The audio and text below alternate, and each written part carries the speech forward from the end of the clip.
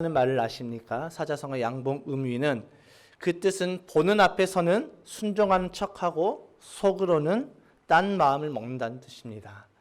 오늘의 말씀을 우리가 한마디로 축약해 보자면 이 양봉음위로 표현을 할 수가 있습니다. 현대사회에서 가장 두드러지게 나타나고 있는 모습이 바로 위선적인 모습인 것 같습니다. 많은 사람들이 관계를 맺고 살아가는 이 사회에서 어쩌면 위선은 어쩔 수 없다라고 생각할 수밖에 없는 시대가 되어버린 것 같습니다. 예전에 제가 커피숍을 가서 말씀을 준비하고 있는데 한 무리의 친구들이 이제 커피숍에 들어왔습니다. 그래서 막 시끌벅적 떠들면서 웃으면서 대화를 하는데 그 중에 한 사람이 화장실을 가는가 잠시 자리에서 일어나서 자리를 비웠습니다. 그랬더니 그 모여있던 사람들이 그 자리를 비운 사람을 향해서 뒷담화를 하기 시작했습니다. 전문 용어로 호박씨를 깐다라고 하죠. 그들은 열심히 맛있게 호박씨를 까서 먹고 있는데 이제 그 사람이 들어옵니다. 까서 먹던 호박씨를 당장 멈추고 그들이 이제 언제 그랬냐는 듯이 하하호호 즐기면서 또다시 같이 이야기를 합니다. 그리고 또 잠시 후에 한 사람이 자리를 벗어나자 그들은 약속이 난 것처럼 그 사람에 대해서 안 좋은 이야기를 하기 시작합니다. 그러면서 제가 그 광경을 막 쳐다보고 있는데 그 사람이 들어오고 나서 또다시 이제 하하호호 이야기하는데 그 이후에 아무도 그 자리를 일어나지 않았습니다.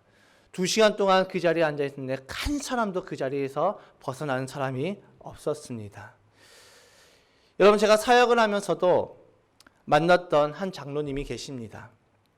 그 장로님은 교회에 굉장히 충성적이셨고 목사님께 굉장히 순종적이셨고 충성적이셨습니다. 아마 그 교회에서 가장 순종을 잘하며 가장 충성을 하셨던 장로님이었습니다.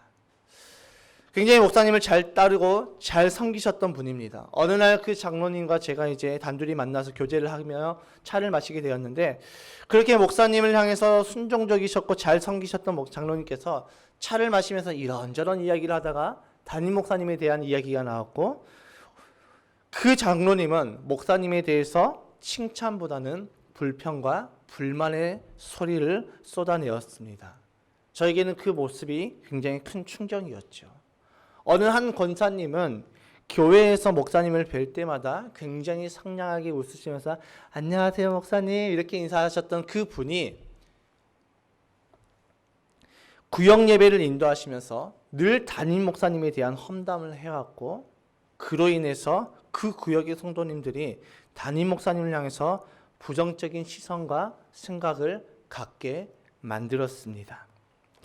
2018년 개봉했던 한 영화가 있습니다. 완벽한 타인이라는 영화인데 대충 줄거리가 이렇습니다. 40년 지기 초등학교 동창들이 이제 오랜만에 만나서 커플로 만나서 이제 함께 식사를 하는데 한 명이 게임을 제안합니다. 그 게임은 단순했습니다. 식사 시간 동안 자신의 핸드폰을 식탁 위에 올려놓고 그 시간 동안 울려대는 모든 전화와 문자, 카톡 등 모든 것을 오픈하고 공유하는 것이었습니다.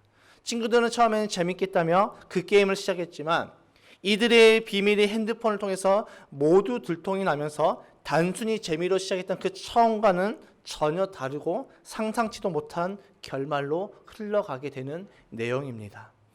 영화 속에 나오는 7명의 친구들은 적게는 하나씩, 많게는 여러 개씩 비밀을 간직하고 있었습니다. 친구에게 비밀로 한 일정들, 이 친구를 향해서 뒷담화했던 그 내용들, 그리고 아직 아내에게 말을 하지 않았던 은밀한 그런 비밀들까지 작은 것부터 큰 비밀까지 나타나는 그 모습을 그리는 영화는 어쩌면 남의 일이 아닐 수도 있습니다. 이 영화에서는 그 영화가 던진 메시지는 무엇이었습니까? 세상에 비밀이 없는 사람은 한 사람도 없다. 여기에 저와 여러분도 자유로울 수가 없다라는 것입니다. 거기에 그 누구도 부정할 수가 없었습니다. 인간의 이중성, 겉과 속이 다름을 잘 보여주는 영화였습니다.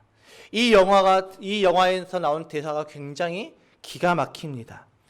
대사가 이렇습니다. 사람들은 누구나 세 개의 삶을 산다. 공적인 하나, 개인적인 하나, 그리고 비밀의 하나. 여러분, 이 대사가 오늘날 우리의 모습을 그대로 보여주는 것 같습니다. 오늘 본문에서 예수님께서는 인간의 이중성을 그대로 보여주는 한마디의 단어를 던지십니다. 위선자들아. 이 당시 율법학자와 바리새파 사람들은 오늘날로 보게 되면 굉장히 믿음이 좋은 사람들의 모습이었습니다.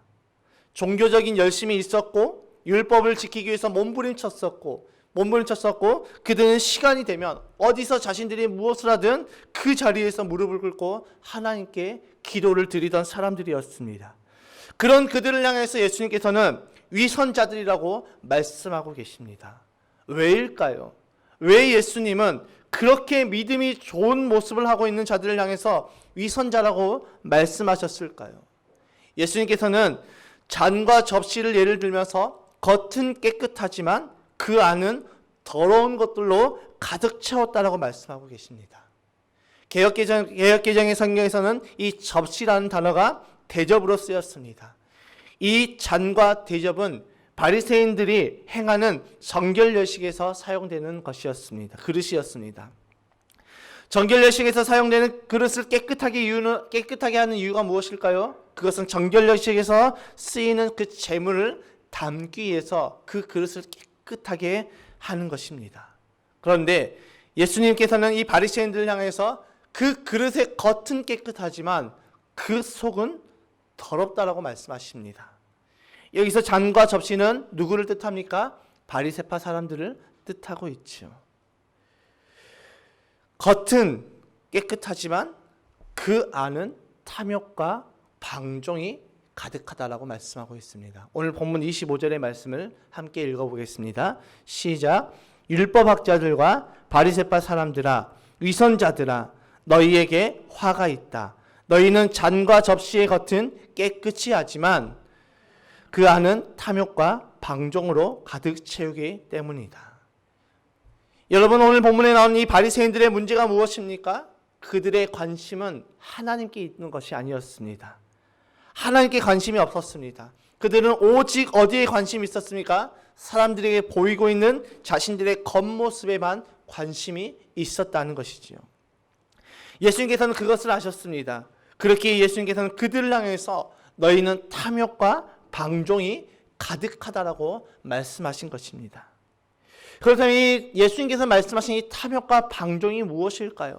탐욕은 원어로 강탈, 약탈, 도둑질이라는 뜻을 가지고 있습니다. 우리가 인생을 살면서 우리의 욕심을 채우기 위해서는 어떻게 해야 될까요? 자연적으로 가만히 있으면 우리의 욕심이 채워질까요? 안 채워지죠. 우리는 필연적으로 누군가의 것을 강탈해 와야 됩니다. 누군가의 것을 약탈해 와야 됩니다. 그 강탈이란 결국 어떻습니까? 자신보다 약한 자에게서 할 수 있는 것입니다. 그렇지 않으면 누군가를 속여야 가능한 것입니다. 여러분, 탐욕이 무서운 것은 자신의 욕심을 채우기 위해서 약한 자를 아프게 하며 또 순진한 사람을 속여야 한다는 것 때문에 탐욕이 굉장히 무섭습니다. 두 번째로 방종은 무엇일까요? 개역개정에서는 방탕으로 쓰였는데 이 방종, 곧 방탕이 말하고 있는 것이 무엇일까요? 이 영어 성경에서 방탕을 우리나라 말로 해석해 보자면 자기 탐닉 정도로 해석할 수가 있습니다. 곧 자신의 즐거움을 찾아 탐닉하는 것이 방탕, 곧 방종이라는 것이지요. 방탕은 자기의 즐거움을 탐닉하며 무절제해지고 또 자제력을 상실하게 되는 삶이 되기에 방종과 같은 의미로 쓰여지고 있습니다. 예를 들면 마약, 스마트폰, 미디어, 술 등 이런 것들을 비롯한 중독의 현상들이 바로 이 탐닉에서 오게 되는 것이지요. 그렇기에 방탕은 어쩌다 실수로 한번 저지른 죄가 아니라 습관적으로 우리의 삶 속에서 이미 자신의 삶 속에서 습관화되어 있는 그 죄를 말하는 것입니다. 예수님께서 위선자들이라고 말씀하셨던 이 바리새파 사람들은 겉은 철저한 그리스도인이었고 믿음의 사람이었지만 그 속에는 이렇게 탐욕이 가득했고 자신의 즐거움을 탐닉하고 살아가는 그런 방탕함이 가득했다라고 말씀하고 있습니다. 그들의 행동만 보면은 하나님과 관계 있는 사람처럼 보였지만 그들의 속은 하나님과 전혀 관계가 없는 사람이었습니다. 이런 자들의 결과가 무엇일까요? 예수님께서 말씀하셨던 이런 바리새파 사람들의 삶의 결과가 무엇일까요? 성경은 분명하게 말씀하고 있습니다. 마태복음 7장 21절에서 23절의 말씀을 읽겠습니다. 시작. 나더러 주님 주님 하는 사람이라고 해서 다 하늘나라에 들어가는 것이 아니다. 하늘에 계신 내 아버지의 뜻을 행하는 사람이라야 들어간다. 그날에 많은 사람이 나에게 말하기를 우리가 주님의 이름으로 예언을 하고 주님의 이름으로 귀신들 쫓아내고 또 주님의 이름으로 많은 기적을 행하지 않았습니까? 할 것이다. 그때 내가 그들에게 분명히 말할 것이다. 나는 너희를 도무지 알지 못한다. 불법을 행하는 자들아 내게서 물러가라. 아멘. 여러분, 겉은 그리스도인이지만 속은 육신의 생각이 가득한 그들의 삶의 결과는 무엇입니까? 나는 너희를 도무지 알지 못한다입니다. 천국은 어떤 자들이 갈까요? 어떤 사람들이 천국을 갈까요? 그것은 하나님의 자녀가 들어가는 곳입니다. 하나님의 자녀라는 것은 하나님과 나와의 관계가 아버지와 자녀로서의 관계임을 말하고 있습니다. 그러한 관계가 되지 못하면 그가 어떤 삶을 살았든, 그가 얼마나 이 땅에서 열심히 살았든, 그가 얼마나 종교적으로 열심히 일을 행해왔든 상관이 없이 천국에 들어가지 못한다라고 예수님께서는 분명하게 말씀하고 있죠. 한 대리운전 기사가 있습니다. 그 기사가 이제 콜을 받고 손님을 태우러 갔습니다. 손님의 문을 열고 닫는 소리가 들려서 목적지로 열심히 가고 있었습니다. 그런데 갑자기 콜센터에서 전화가 왔습니다. 기사님, 왜 손님을 태우지 않고 그냥 가셨어요? 그러자 기사가 놀래서 아니, 손님이 타고 내가 갔는데 무슨 소리냐고 이렇게 이야기했습니다. 그래서 콜센터 직원이 이렇게 이야기했습니다. 한번 확인해 보세요. 그래서 기사가 차를 멈추고 뒤를 돌아보니까 정말로 손님이 없었습니다. 어떻게 된 일인가 봤더니 이제 대리기사가 왔고 대리기사가 이제 차를 타고 시동을 걸고 이제 기다리고 있었습니다. 손님이 차 문을 연 상태에서 친구와 한참 이야기를 하다가 차 문을 그대로 닫고 계속 이야기를 하는데 그 기사는 문소리가 닫히는 소리만 듣고 확인하지 않고 그대로 출발을 했던 것입니다. 그 결과 어떻게 되었습니까? 이제 대리기사는 주인이 차지하는 그 차를 몰고 출발하였고 손님은 노발대발하면서 이제 콜센터에 클레임을 걸고 경찰에 차 도둑으로 신고해 버렸습니다. 대리기사는 열심히 자신의 일을 했지만 결국 어떻게 되었습니까? 불법을 행하는 자가 되어버렸던 것이죠. 우리가 아무리 종교적으로 열심히 신앙생활을 했을지라도 그 속에 하나님이 없으면 우리는 불법을 행하는 자이고 우리는 하나님과 아무런 관계가 없는 자이고 주님은 그날에 우리를 향해서 나는 너를 도무지 알지 못한다라고 말씀하는 것입니다. 여러분, 포장이 좋으면 내용물도 좋을까요? 종교적 열심이 있다고 해서 믿음이 좋은 것일까요? 적어도 오늘 본문의 말씀을 우리가 비춰서 살펴보면 그 말은 진리가 아닌 것 같습니다. 즉 우리의 겉모습이 우리의 믿음을 대변해 주는 것이 아니라는 말씀입니다. 겉은 그럴싸해 보일지라도 속은 엉망일 수 있다는 것이지요. 오늘날 우리 그리스도인들이 왜 세상으로부터 지탄을 받고 욕을 먹을까요? 왜 세상으로부터 손가락질을 받고 있을까요? 그 이유가 무엇일까요? 아마도 우리는 이 땅에서 사는 동안에 우리의 겉과 속이 다른 모습이 많이 나타났기 때문입니다.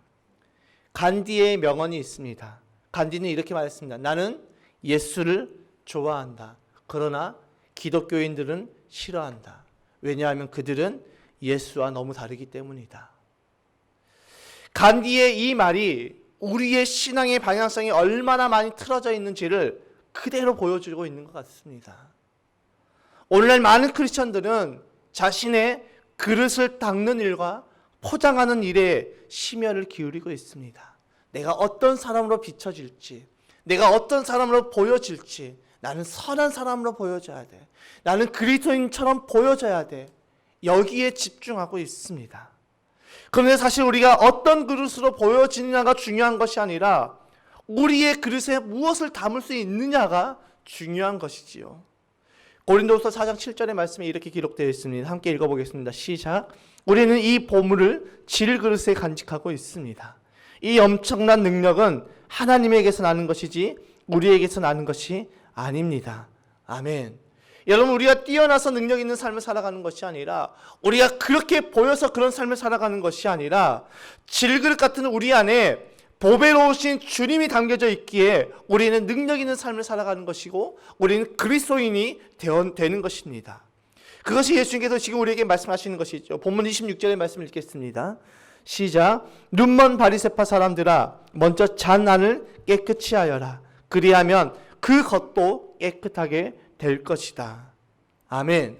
예수님께서 말씀하시는 것이 무엇입니까? 너희의 겉모습이 중요한 것이 아니라 너희의 속이 중요하다고 말씀하고 있지요.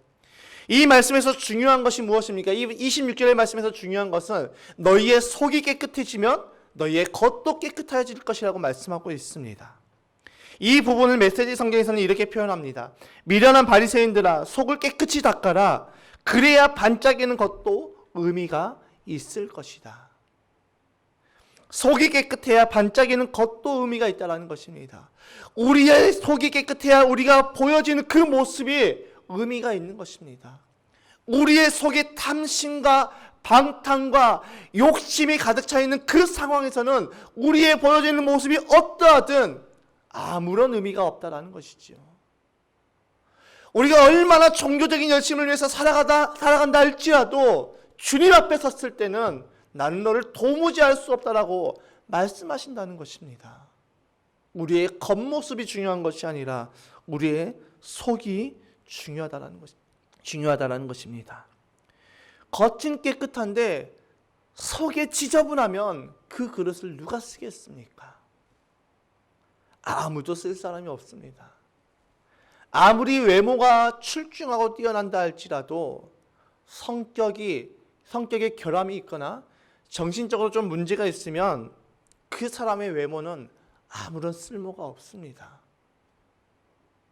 그 사람의 모든 관계는 늘 깨어집니다. 아무리 외모가 출중한다 할지라도, 아무리 겉으로는 정말 귀티가 나 보인다 할지라도 그 사람이 가는 곳마다 트러블이 일어나면 그 사람의 외모는 더 이상 쓸모가 없다는 것입니다.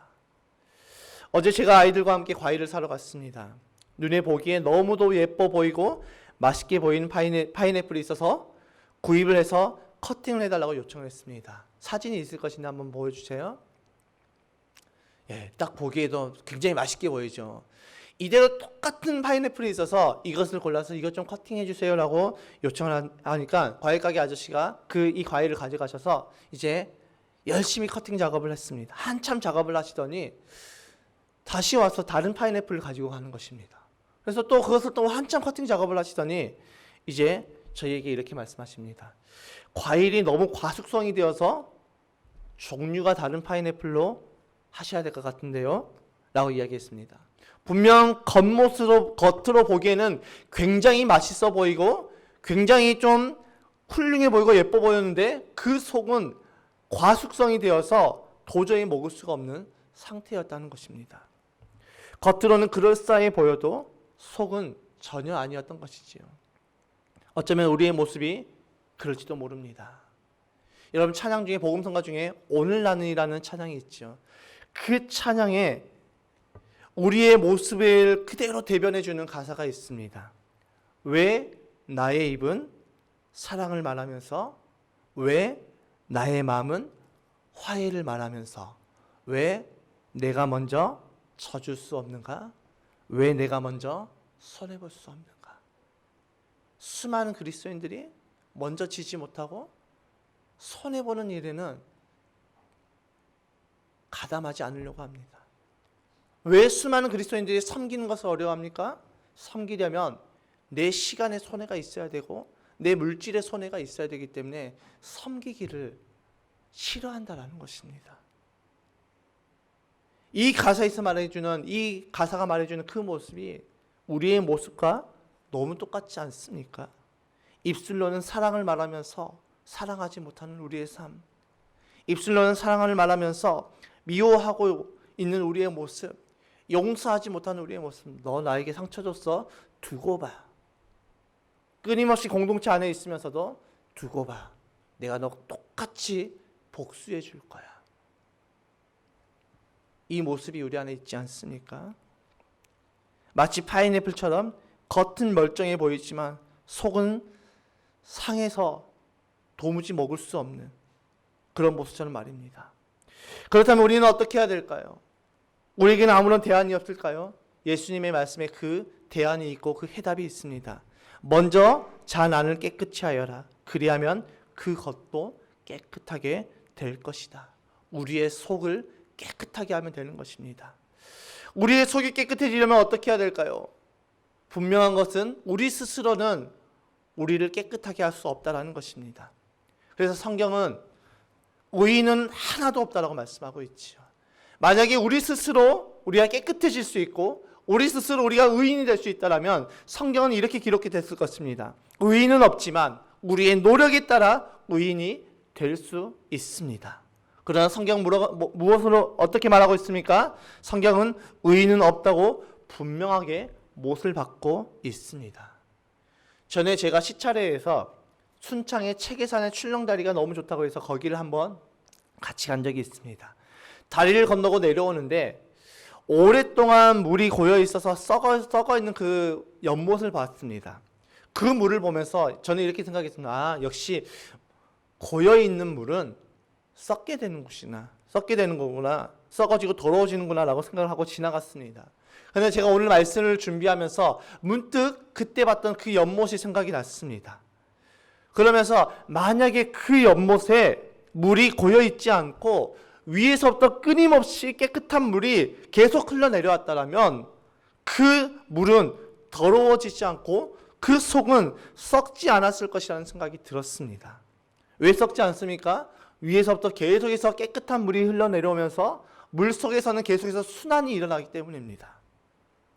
오랜 가뭄 끝에 물이 고여 있어서 그 안에 좀 썩어져 있다 할지라도 다시 비가 내리면 가뭄의 시간을 지나면서 썩어지고 더러워진 물은 다시 비가 내리면서 새로운 물이 유입이 되면서 물속이 뒤집어집니다. 이때 깨끗한 물이 계속해서 흘러내려오면서 더러워졌던 물은 이제 점점 깨끗해지고 썩어졌던 부분들은 다시 회복이 되는 것이죠. 우리가 예수를 영접하고 믿을 때 주님의 은혜가 우리 안에 임하게 되고 주님의 성령님께서 우리 안에 부어짐으로 우리의 더러워진 부분들이 다 뒤집어지는 것입니다. 이것을 우리는 회개라고 표현을 하는 것이죠. 회개를 통해서 우리 안에 더럽고 추악한 것들이 다 사라지고 우리 안에 성령으로 채워짐으로 우리는 깨끗해지고 변화되는 삶을 살아가게 되는 것이지요. 우리의 속이 깨끗해지면 어떻습니까? 우리의 겉도 변하는 것입니다. 내 관계가 회복이 되고 하나님과 나와의 관계가 회복되어지면서 내 이웃과의 관계가 회복이 되고 성도와 성도끼리의 관계가 회복이 되고 나의 행실이 회복이 된다는 것입니다. 나의 행동을 통해서 누가 드러나는 것입니까? 예수 그리스도가 드러나게 되는 것이지요. 내가 아무리 내 힘으로 예수 그리스도를 드러내는 삶을 살려고 해도 그렇게 될 수 없지만 우리 안에 성령이 임하고 성령께서 우리의 삶을 주관하시고 이끌어 가실 때 우리는 그렇게 변화된 삶을 살아가게 되는 것입니다. 피곤하시죠? 예, 피곤하실 줄 믿습니다. 예, 날씨가 너무 우중충해졌어요. 예, 그래서 좀 피곤하시죠? 우리 좀 말씀을 들으시면서 좀 스트레칭을 좀 하시고 말씀을 끝까지 들으셔야 됩니다. 오늘 말씀 굉장히 중요합니다. 예, 한번 피곤하신 분들은 손을 쭉 뻗어서 기지개를 한번 펴주시고요. 예, 말씀 계속해서 듣겠습니다. 쭉 펴시고. 예.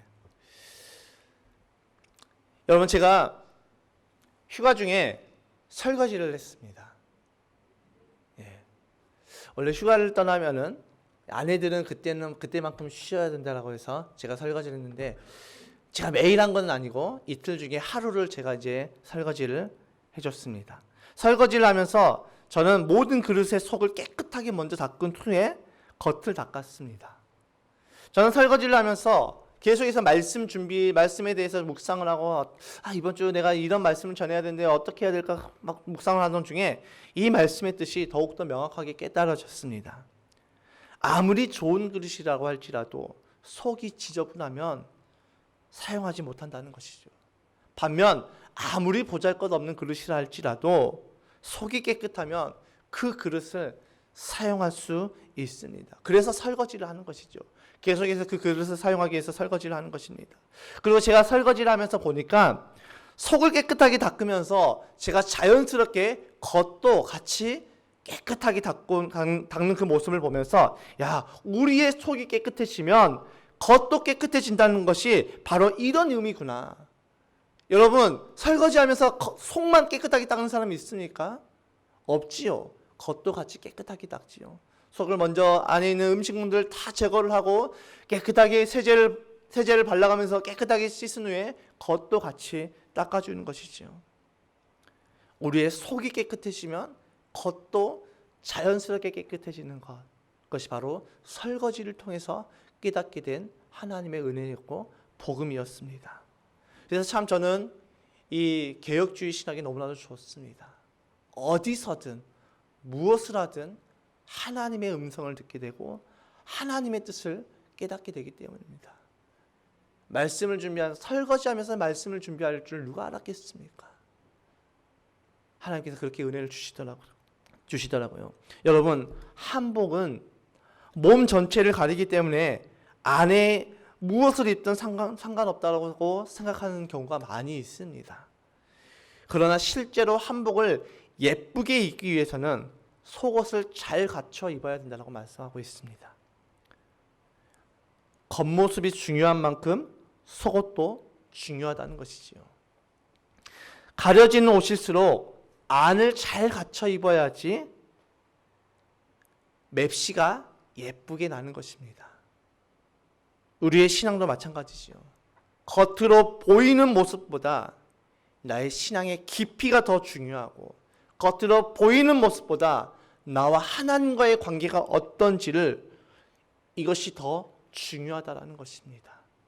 겉으로 내가 어떤 직분을 받았다고 중요한 것이 아니라 직분보다 나는 지금 하나님 앞에 어떤 관계로 서 있는가, 나의 신앙, 나 지금 이대로의 모습 정말 괜찮은지가 중요하다는 것입니다.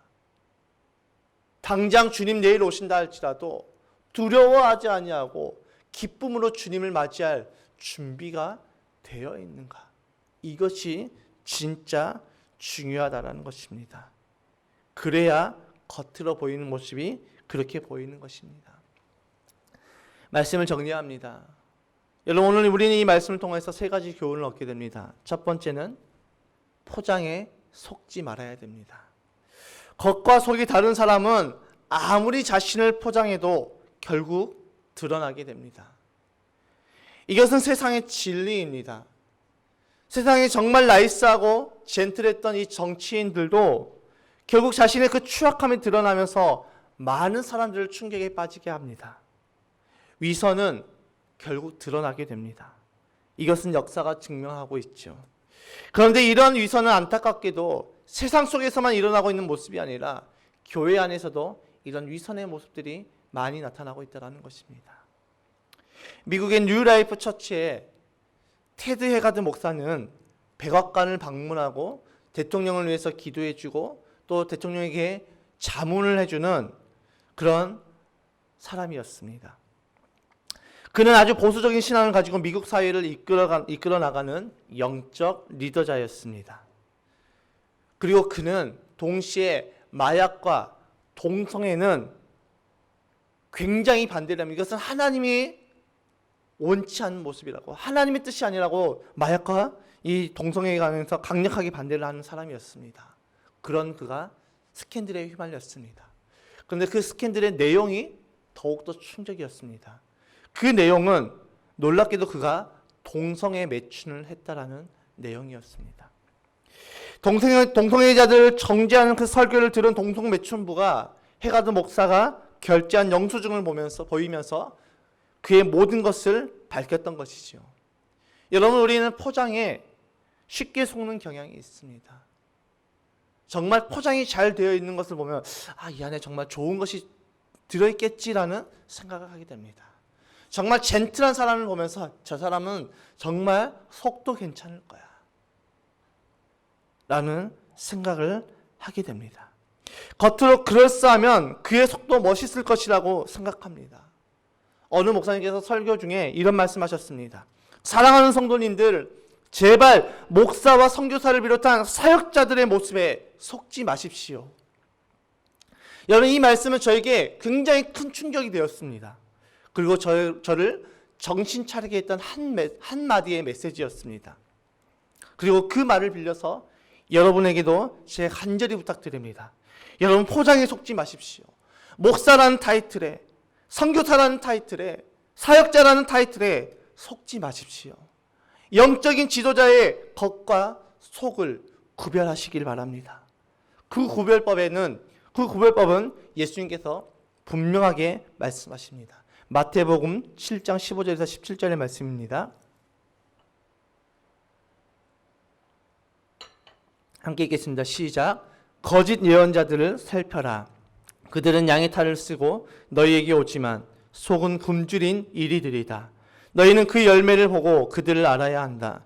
가시나무에서 어떻게 포도를 따며 엉겅퀴에서 어떻게 무화과를 딸 수 있겠느냐. 이와 같이 좋은 나무는 좋은 열매를 맺고 나쁜 나무는 나쁜 열매를 맺는다. 말씀이 계속해서 가야 되는데 우리 승진이가 막 열심히 적고 있어서 못 올렸습니다. 뭐라고 말씀하고 있습니다. 예수님께서 우리에게 가르쳐주신 거짓 선지자의 구별법이 무엇이었습니까? 열매를 보면 알 수 있다는 것입니다. 그럴싸함에 속는 것이 아니라, 타이틀에 속는 것이 아니라 그들의 열매를 보고 구별하는 우리 귀한 성도님들이 되시기를 주님의 이름으로 축복합니다. 저의 그럴싸함에 속는 것이 아니라 저의 열매를 보고 구별하시길 바랍니다. 어느 날 갑자기 제가 영적으로 둔탁해지고 분별하지 못해서 여러분들에게 자꾸 돈을 요구한다. 그러면 조용히 이 교회를 떠나시길 바랍니다. 제가 어느 날 갑자기 예수님을 드러내는 것이 아니라, 예수님에 대해서 말씀을 전하는 것이 아니라 다니면서 계속 정치 이야기만 하고 제가 계속 저의 이름을 높인다고 한다면 조용히 교회를 떠나시면 되는 것입니다. 그 사람의 열매를 보고 영적 지도자를 구별하시길 바랍니다. 절대 부탁드립니다. 절대 저를 신격화하지 마시기 바랍니다. 우리 목사님은 안 그럴 거야. 목사도 똑같습니다. 보여지는 모습이 아니라 그 열매를 통해서 구별하시는 저 여러분의 삶이 되시기를 주님의 이름으로 축복합니다. 두 번째로, 스스로에게 속지 말아야 됩니다. 오늘 말씀은 바리새인들에게만 혹은 영적 지도자들에게만, 리더들에게만 주어지는 말씀이 아닙니다. 우리 모두에게 주시는 말씀이지요. 오늘 본문에서 바리새인들은 자신들이 잘한다고 생각을 했고 자신들이 우월하다고 생각했습니다. 그런 그들을 향해서 예수님께서 야, 너희들 잘하는 거 아니야 라고 말씀하신 것이죠. 우리식으로 따지자면 영적인 우월감으로 가득 차 있던 그 사람들을 향해서 사이다 발언을 한 것입니다. 야, 시원하다.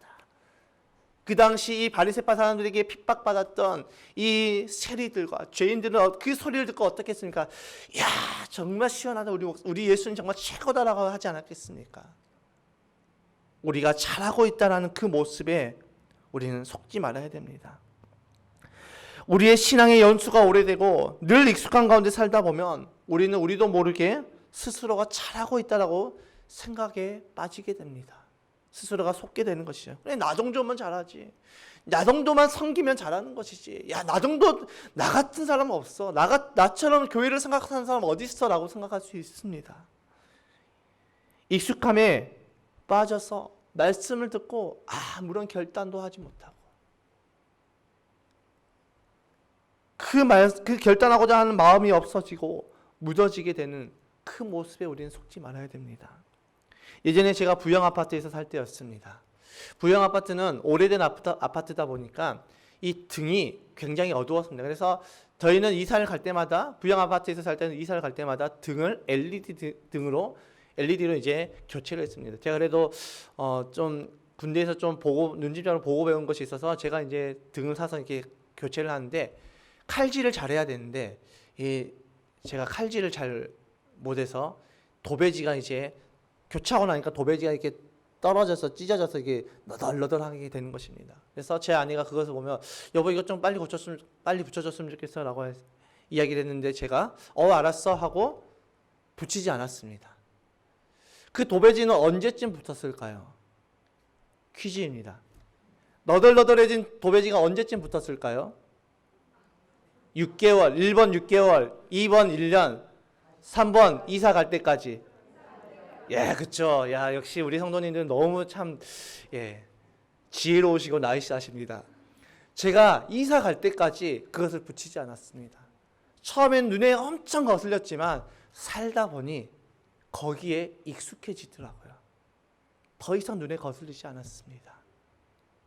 우리가 익숙함에 젖어든다는 것은 처음에는 이렇게 살면 안 될 것 같은데 하나님의 말씀을 듣고 이렇게 하면 안 될 것 같은데 그런 꺼리낌과 그런 찔림이 있지만 계속해서 그것을 무뎌지게 보내버리면 거기에 속게 됩니다. 나 정도면 잘하지. 나처럼 예배 잘 드리는 사람 어디 있어? 나 매일 예배 나오는데. 여러분, 주님은 우리에게 그래 너 정도면 잘한다라고 말씀하시는 것이 아니라 우리의 실제를 보게 하십니다. 그런데 사단은 어떻게 하는 줄 아십니까? 괜찮아, 너 정도면 잘하고 있어. 그렇게만 해. 이렇게 우리를 다독이며 속이면서 우리가 말씀에 순종하지 못하게 하고 말씀을 따라서 결단과 순종을 하지 못하게 하는 것입니다. 여러분, 익숙함에 가만히 있는 신앙이 아닌 믿음으로 행하는 그런 신앙인이 되시기를 주님의 이름으로 축복합니다. 아멘이십니까? 야고보 사도는 우리에게 이렇게 말하지요. 행함이 없는 믿음은 죽은 믿음이라고 말씀하고 있습니다. 생각하는 것으로 끝나는 것이 아니라, 생각만 하고 있는 것이 아니라 우리의 생각을 행함으로 옮기는 저와 여러분의 삶이 되시기를 주님의 이름으로 축복합니다. 세 번째로 우리는 성령의 도우심을 구해야 됩니다. 여러분, 생각을 행함으로 옮기기 위해서는 우리는 어떻게 해야 됩니까? 성령의 도우심을 구해야 되죠.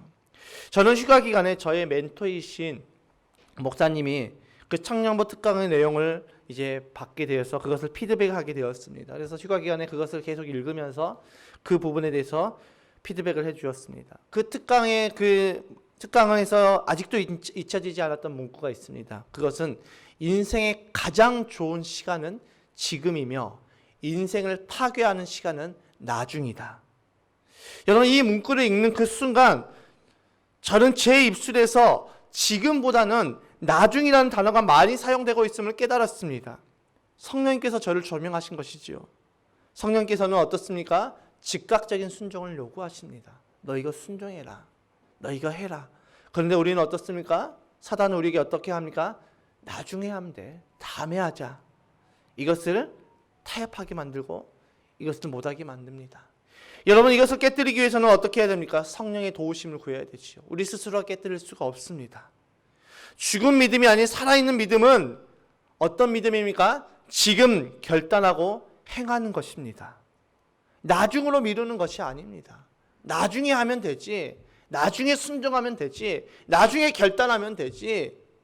나중에 기도하면 되지. 그 나중 하다가 주님 오십니다. 제가 예전에 사역을 하면서 우리 고등학교 고3 아이들에게 항상 이렇게 이야기했습니다. 야, 고3 됐다고 너희들 너무 특권으로 생각하면서 교회를 안 나고 있는데 야, 그러다가 고3 때 주님 오시면 너희들 어떻게 하려고 그래? 항상 이야기했습니다. 나중에요. 그 나중을 하다가 결국 주님이 오십니다. 여러분, 우리가 예배를 드리는 목적이 무엇입니까? 예배를 왜 이 시간 우리가 함께 모여서 예배를 드리십니까? 은혜받기 위함입니까? 그것은 예배의 목적이 아닙니다.